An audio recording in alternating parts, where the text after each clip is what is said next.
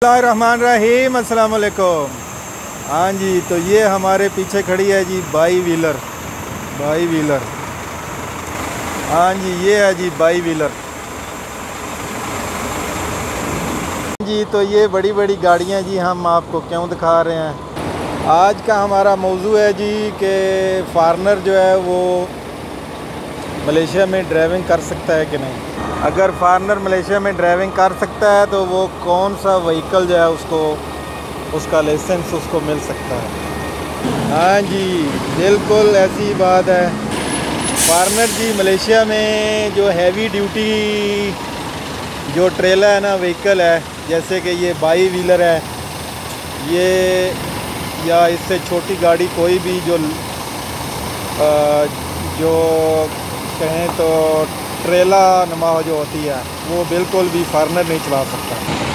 Foreigner जो है वो सिर्फ चला सकते हैं जी छोटी गाड़ी। फॉरेनर जी सिर्फ ड्राइविंग कर सकता है छोटी गाड़ी की, जो कि ख़ुद के इस्तेमाल के लिए होती है, जैसे कार, मोटरसाइकिल।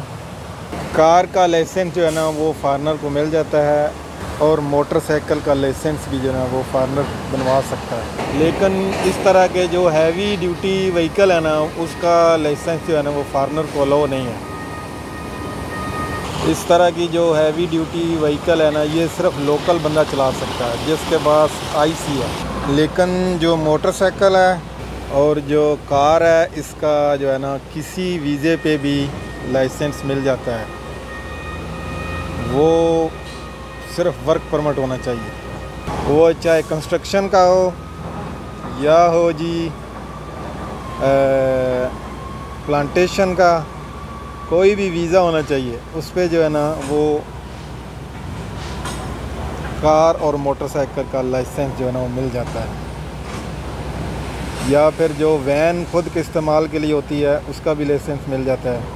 सिर्फ हैवी ड्यूटी लाइसेंस जो है ना वो फॉरेनर के लिए नहीं है। तो ये थी जी इंफॉर्मेशन कि मलेशिया में कौन सा व्हीकल जो है वो फॉरेनर चला सकता है।